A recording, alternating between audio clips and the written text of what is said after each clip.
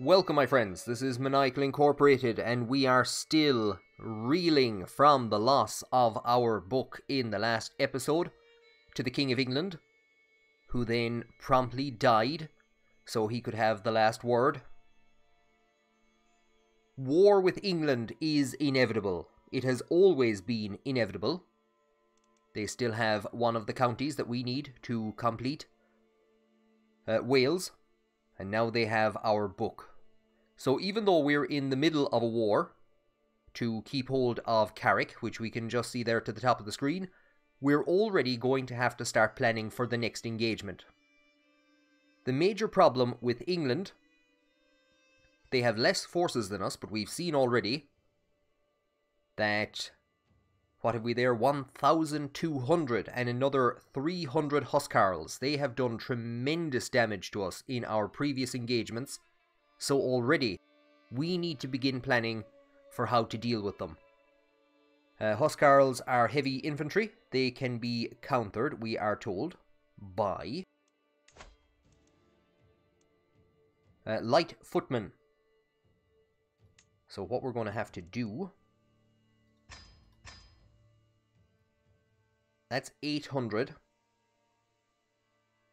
It'll break my heart. We'll go again. So we're down to 162 gold. We're up to the max size. We're probably going to have to raise another unit as well at some stage. We also need to form an alliance that will help us to get some more Huscarls. And who else do we know that has Huscarls? The Spanish, obviously. Aragon. They have 500 Huscarls and 300 Caballeros, if I'm pronouncing that correctly, which I think is hilarious. So that's their, I suppose, unique Spanish mounted cavalry, cavalry on cavalry. So here is the Queen of Aragon. Here is her husband, our son's brother-in-law, the King of Burgundy. And this is how absolutely caught for troops the previous King of France was. So the father of Charles III. He organised a matrilineal marriage for his son. So this guy is not going to inherit Burgundy. On the death of Charles III, it is going to go to his brother, who's back in prison again. I wonder, was he ever let out of prison? It was his imprisonment that brought the war in France to an end in the last episode. So we're going to organise a marriage between the future King of Aragon and our youngest daughter, Slonia. And in all fairness, what would a Maniacal Incorporated playthrough be without an alliance to France? Here is Herbert II. We spent hundreds in terms of gold. We sacrificed thousands of lives to keep this man off the throne of France. And having failed that, we're now going to organise an alliance. This will indeed bring in 5,000 troops. Here is our niece. She's the daughter of Louis, Mock Louis.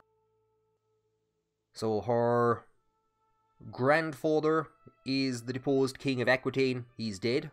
Her father is the claimant. Now what we've seen in Aquitaine is that her uncle, who seized the throne, he was deposed by his son, Paul Paiste, Paul the Usurper. So we're going to organise this marriage. This will be an important alliance for when, if we ever get around to restoring either her father or her brother to the throne of Aquitaine. That alliance will go with them. Until then, there is 5,500 troops. So this is our second time being allied to House Carling. There was, of course, the alliance between Cruhure's sister Ovloch and... oh god. I'm going to send this first of all.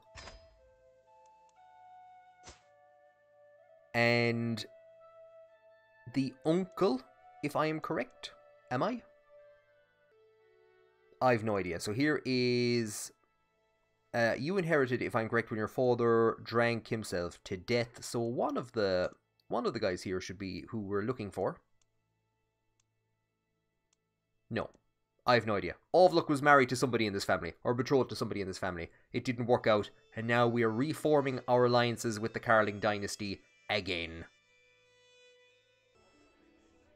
A peaceful day at court would be too much to ask for. We do have some options to create some inspirations, including a piece of armour for 50 quid. I'm considering taking that.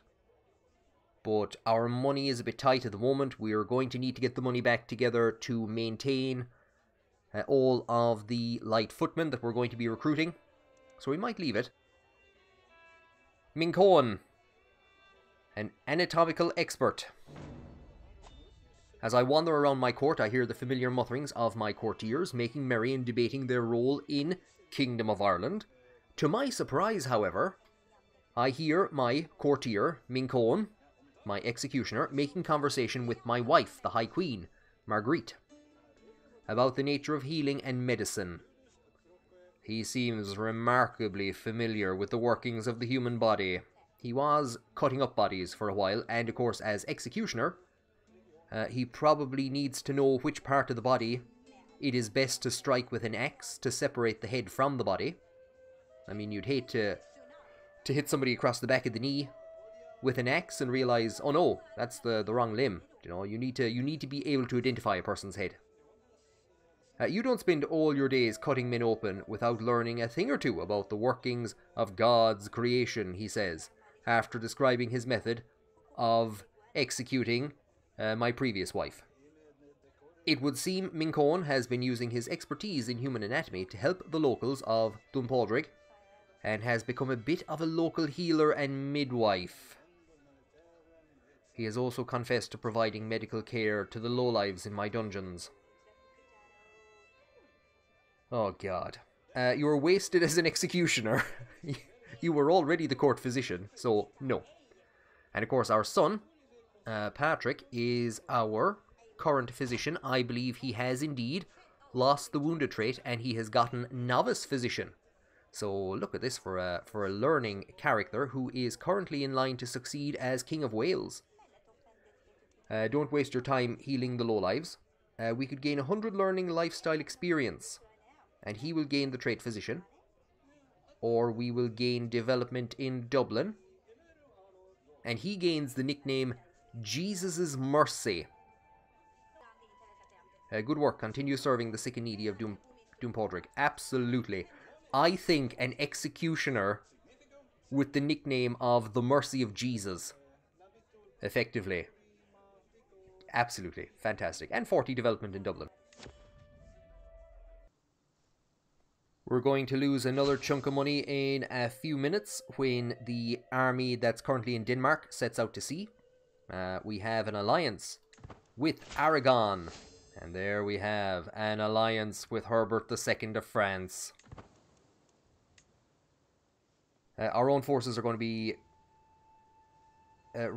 standing back up here very slowly because we did disband them at the end of what we thought was a successful war. Oh, what timing! Oh, what timing! There's a man we haven't seen in a while. Syria. Oh, you can't be serious. Perhaps I should consider joining. My warriors will be ready to fight. Of course we will contribute our soldiers to another crusade. I've been waiting for a crusade for ages. And you'd think I'm disappointed, but the problem is that we're just not... now is bad timing. Now is bad timing. What can we do here? We have... Who is this? This is Agnes and our son Patrick, and they want to name their son after me? Absolutely.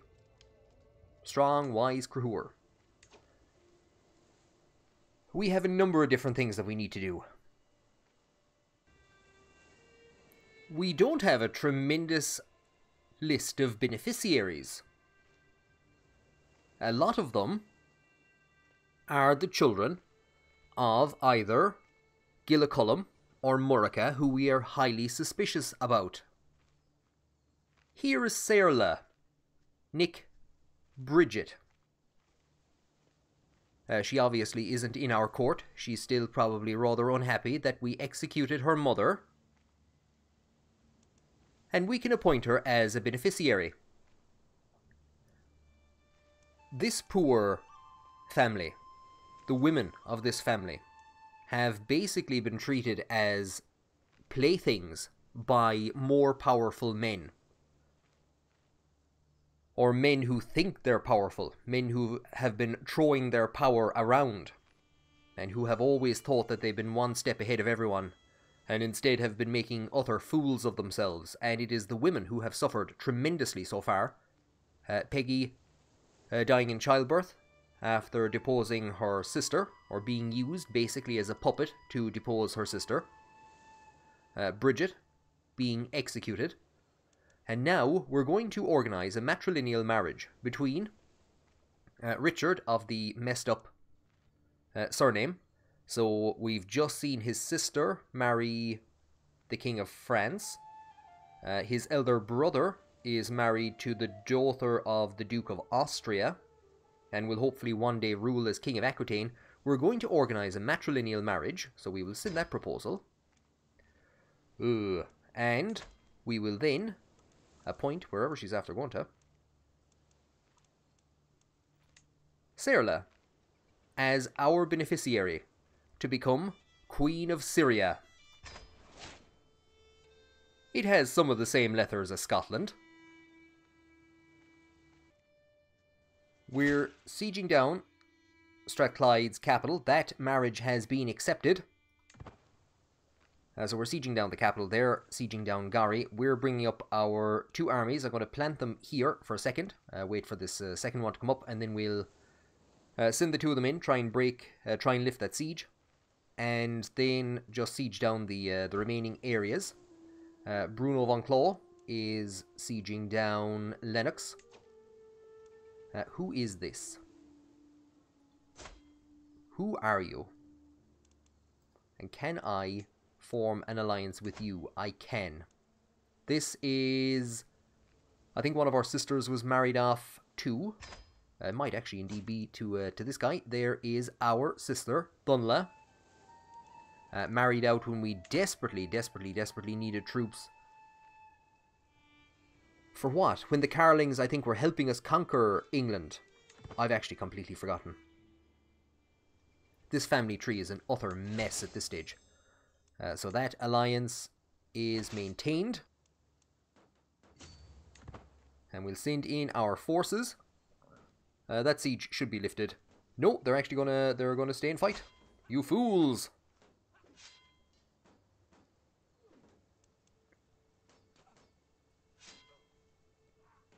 I saw it pop up about Amli, but I didn't see what it said. I hope he's not injured. Hooks on random people expiring, and here, of course, is our daughter. I think we got this pop-up already, didn't we? So, yeah, we will keep her temperate. Absolutely. Fantastic skills. So, we've defeated their army. They're retreating back in some direction. We're going to see if we can get one of the forces over in that direction. And the other guys over here. There you go. Perfect. Actually, never mind. I was going to also switch around the army that was coming down here to bring them somewhere else. I keep thinking we need to siege Carrick. Carrick is mine. Right. Enforce demands. So be it. I forgot there for a second what we were fighting for. We were fighting to keep a hold of Carrick. Now we can disband all. We're in a rather bad way when it comes to ransoming out prisoners. The Queen Mother of Scotland is bankrupt, basically, so she can't pay for a single person. This is the only person we'll get any money for. 16 quid. How quickly is that coming up? Okay, we'd better get that done before she loses any more money. What we're going to do... This guy is at 10, and I don't know if you know this, but we have a crusade to fight. And I think a few of my sons who have prowess 9 are in the army at the moment. So we're going to negotiate his release, so we're going to recruit him. This guy won't ransom himself out. And again, she has no money, so I don't know what we're going to do here. Will we... We can't recruit him. I don't really want to execute him. What's her husband? She doesn't even have the money to ransom out her husband. Here's another 9. Yeah, look. I would like to recruit some knights, but we're not in a position to do so. Because we actually just saw that we had a hook on her, so she must have been in our prisons at some stage. Now this guy has had his hook, or is in our prisons. Their son is in a different prison. Do you know what? I just take pity on these guys. We'll just gain a weak hook and go way off.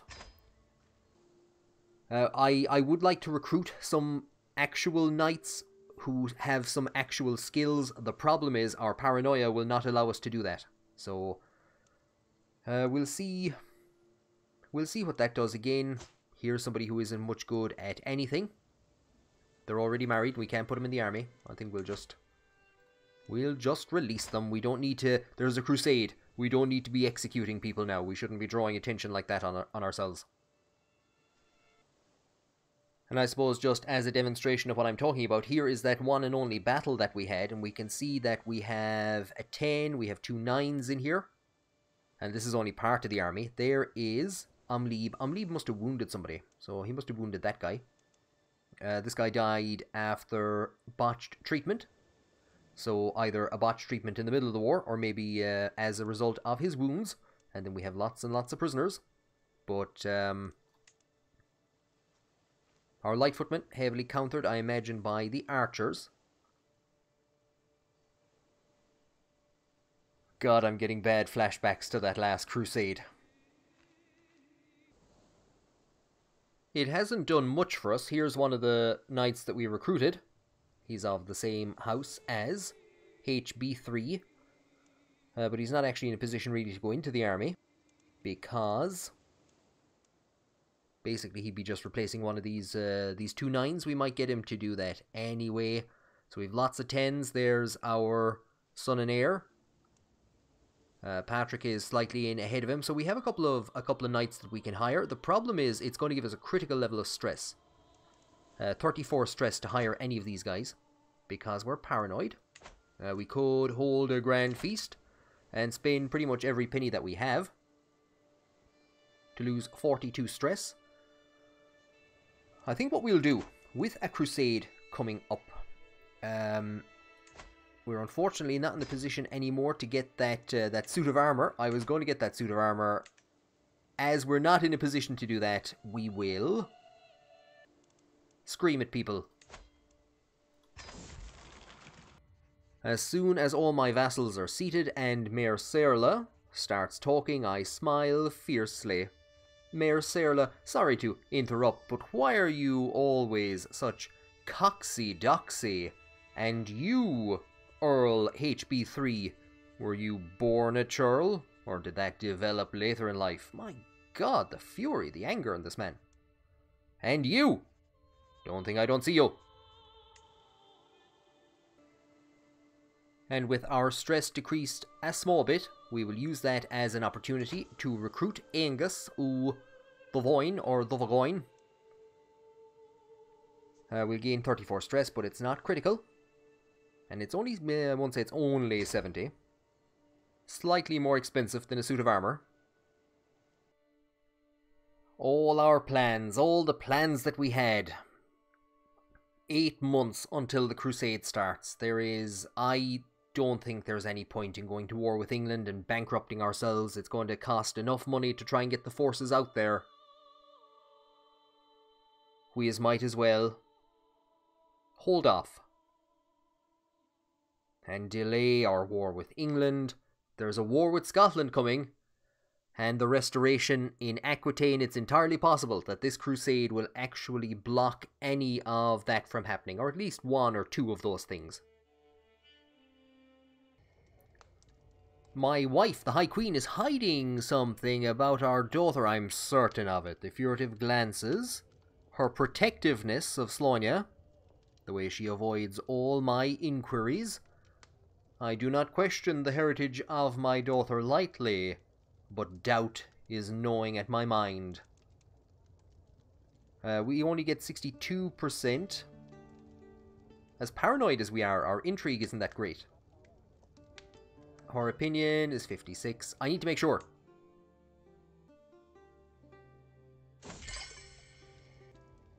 So we're dealing with a Liberty War as a defender. So this is our, is he now our brother-in-law? So here is his sister. And yeah, we will accept. She demonstratively turns away. My initial concerns seem to have been misgivings, however. They are not like to forget them anytime soon. She can't hide anything from me. Or it's such a relief. It's another intrigue challenge. The baby might grow to dislike us. We're not raising the baby. Do you know what? I think we'll just accept. We're too busy to try and figure out if this is our baby or not. I was going to say that unless our brother-in-law desperately needs help somehow, we won't send the forces across. I mean, look, he has 7,200 men. And then I realized, wait, about 6,000 of those are ours. So we will indeed need to raise some chunk of the army. We probably didn't need to send over this many, but we're bringing over, I think, 3,000. Just over 3,000 under the command of the High King. I'm not too sure where these guys are actually going to.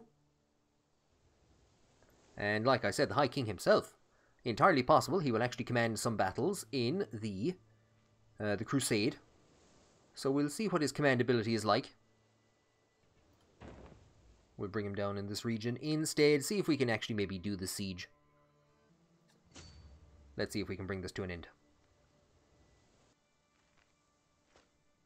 So they are standing and giving battle. We have vastly superior numbers, but our forces are kind of all over the place. We're at a strategic impasse, and I'm sure a lot of people are now starting to give military advice as they know that there is a crusade on the way. So we have Roan Cú, and we're just barely positive with him, and Arthur, who's actually also our royal architect. I hired him at one stage. I won't lie, I pressed the wrong button. I meant to make him High Alamoner, because we have no need for a royal architect. It's incredible, with all the money that we have gone through, we haven't built a single building. We are completely dependent on the infrastructure that our father put in place to generate money. Roan Cú has the right idea. 20 with Arthur, or just 10 with both of them. 10 with both of them. It would probably have been best to have specialised with... not with Roan Cú, but with Arthur. A rapid change over there in the command on the enemy side. Amlib, our son Amlib, has come of age.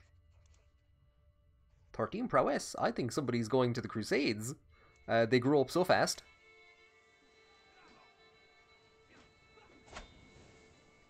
And we haven't managed to complete the war score, so we will come up in this direction. We will switch to... Where's he gone to? Bruno von Claw.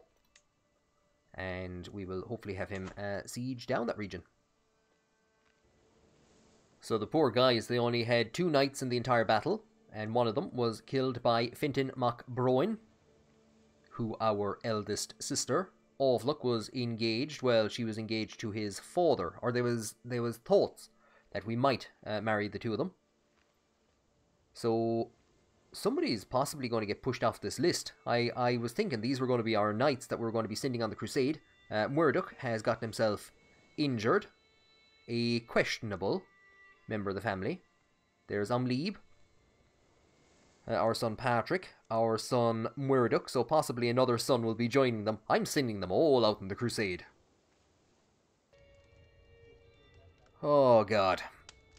So my spymaster, our last spymaster, this person became our spymaster because we imprisoned our former spymaster for cavorting with one of our eldest sons. I think it was Muradach. This spymaster has taken advantage of Umleeb, who's just come of age.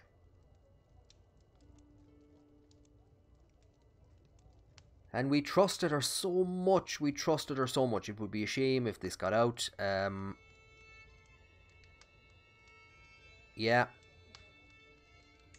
Off to jail. So we're left without a spymaster. We have a lot of angry people in the court. I'm going to call him Ella. His wife was the previous spymaster who was imprisoned because she was doing the devilment with one of our eldest sons. She died of asphyxiation during a violent coughing attack. She basically died in the dungeons. I'm going to appoint this guy because he somewhat likes us. I'm going to appoint him as our spymaster. Let's see if you can redeem yourself. And we are going to begin a scheme to sway him. We need to keep him on side. And for now, I think we will keep her in the dungeons. Her intrigue isn't actually all that great. The problem is, executing her right now will cost 10 opinion with all of my vassals. I'm going to negotiate this guy's release. We could recruit him, but he's no good in terms of prowess, so we don't really need him for anything. Off you go.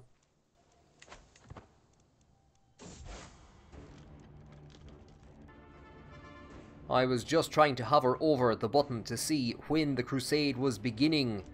And, well, it has begun. Deus Vult. So this is where we're spending the first couple of months of the crusade. We don't have to worry too much because we've seen in the past that it does take a good chunk of time for people to get their forces out. Crundmoil is arriving. We'll show him in. He's given us 50 quid for the war effort. And I think now is as good a time as any. We could tell him it's a shambles, because I suppose, what can he speak? Goidelic, Serbo-Croatian, and Brythonic. Fair play to him. I think he stumbles through it a bit. We will forgive him that. And probably now, because I did mean to do this, would be as good a time as any to demand that he put some clothes on. And he has indeed. Blessed be God. I'm hoping we'll be able to bring the sieges here to an end quickly. It's a 100% war score. Come on, bring this war to an end. Let me go home. We won the war. So be it. I don't know if I can disband them. I suppose there isn't much of a point. Now, I thought we would be sailing halfways around the world to get to the war zone. We currently have some troops in Denmark and more being raised in Scotland, but look at this. We are at war with the Byzantine Empire, which puts the war right on the border of Croatia. So I think it is only fitting that we set sail for Croatia. I don't think it's likely, A, that we're going to win this war, or B, that we are going to make any sizable contribution, but what we might try and do is basically meet up with the family, the nudie branch of the family, the Edomites, and just try and siege down some places and keep the finances going. We're going to be bankrupt very soon. We're going to need Papa Pope to give us some money, Papa, and yeah. we could try like hitting this isolated region over here and praying that no troops hit us. I like the idea of the Irish Dál Fiatach, the clothed Irish Dál Fiatach landing in Croatia and smashing into the borders of the Byzantine Empire. Why are the Byzantines fighting? I don't know. They have some alliance with the guys in this region anyway. We haven't suffered a mental break, but we're still stressed 5 years or whatever after the last time that we were stressed. Why must we do everything ourselves? How can I be expected to rule over Ireland when half my servants and Wales and a chunk of Scotland are incapable of following my orders? Mincoin, in particular, has become unbearable as of recent. We could lash out at him. I like the idea that we become emo and start writing down all our feelings in a journal. We have 8 years to get our stress down. So the lashing out has been helpful, also problematic. So I think we're going to become a journaler. Our daughter, tell her to remain brave. So she's getting some absolutely mad traits. This is nearly a carbon copy of us, is it? No, just zealous. Somebody had traits very similar to that once upon a time. Never back down, always be brave. Keep on fighting. Thank God he put on some clothes before we got a pop-up that said devastating insight. Crundmoil is not exactly known for his military prowess. But he wishes to become our mentor. Okay. What's absolutely killing us at the moment is that it's taking months and months and months. We've somehow lost some of our knights, basically. I'm not too sure how it happened, but we've basically lost some of our knights. And we only have 11. We have 11 in one army and 1 here. We have Uí Néill, Dál Fiatach, which would be our son. So maybe this is him. It's been difficult to try and actually get him into the army. The problem is that there's another war going on in Scotland. People are rebelling against my brother, Uí Néill. And while we've been trying to raise that army, it was taking 3 months. So basically they were just standing there, standing still for 3 months, losing 21 gold per turn. So unless we can get some money off of the Pope fairly soon, we are in a bit of a problem in terms of money. 21 per month. Literally, and I mean this. God help me. And just as our forces are about to arrive, we are told that Cuanáin has died of his wounds, so he might be engaged in Scotland. So everyone's passing us out and heading off in this direction. Cuanáin, of course, would have been an Arthur. What's after happening to Arthur? Died of... Oh, great pox. Oh, no. Cuanáin was the son of Durlé, a grandson of Leinchuk, maybe, I think. No, he wasn't. He was one of Leinchuk's illegitimate children, and of course we allowed his mother to die in prison. So there's his mother, and she was married to Leinchuk, one of the Crusaders who didn't get the Crusader trait, flagellated himself to death as he was watching the great Crusader Knights of the Kingdom being mown down. Everyone is passing us by and going off to actually fight in the war. We're landing in Croatia, and we're going to land in the territory of a distant relative, Robertuck, a newly 13-year-old. We won't be staying long. I think what we're going to do is probably head down the coast. So this is the main army under the command, at the moment, of Bruno von Clough, because we're going to be putting them using the military engineers. We're going to wait for the other forces to show up.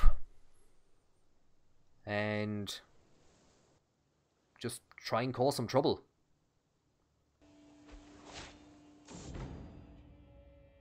More absolutely crazy pop-ups. Our food taster has died, and of course that was also our spy master. Kuken, which is basically a mistaken kind of a... They've mistaken a name for a first name and a surname. So Kuken Vohor is a historical character, a real historical figure, and that's basically... They've gotten confused. Why are his lips moving? What's he gone on about? I've noticed that my archbishop has been nervously pacing the room. Kuken Vohor, what's the matter? It is Maria, my liege. It's Maria. She's taken to scaling a pillar in the palace courtyard in the morning and remaining there all day in quiet contemplation. She refuses food and drink and says relatively little when questioned. Ascetic practices like these aren't unheard of, but it's bothering some of your court. So send her to the Pope. Send her to the Pope. Our spy master has died. That's the... God damn it. She won't accept the hook. Well, fine. I was going to release you and reinstall you as our spy master. Fine with me. Fine with me. Louis, help me. And be my friend.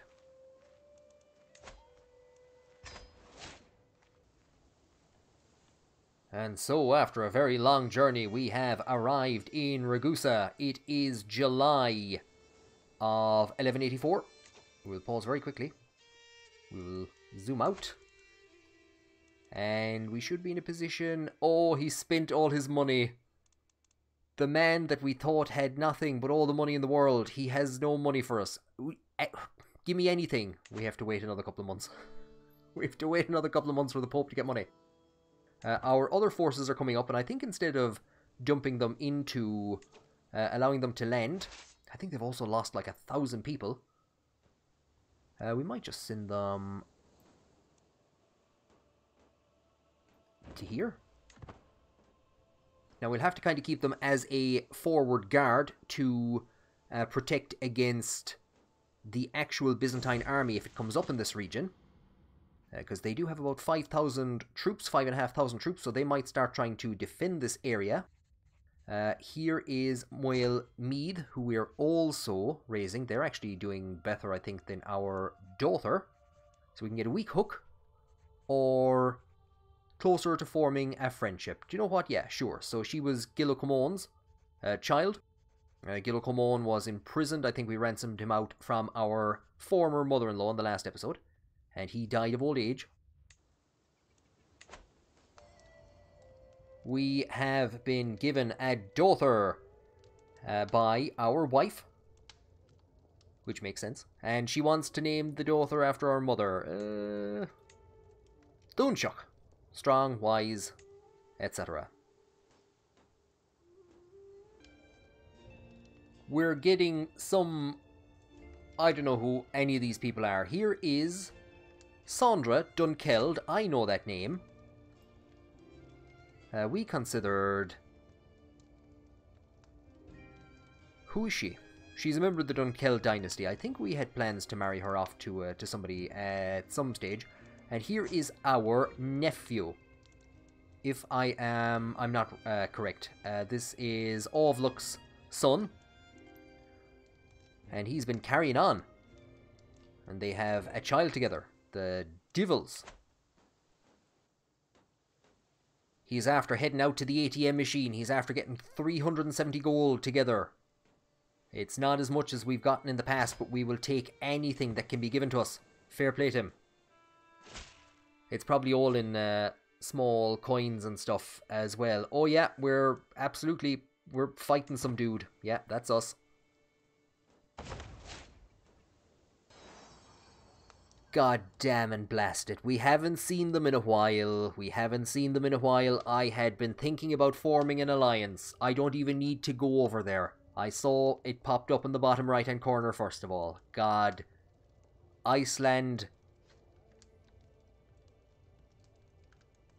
Strong, wise, etc. We've won a siege. We've captured some people. It has done almost nothing. You King of England has died. We've had a rapid changeover in the King of England.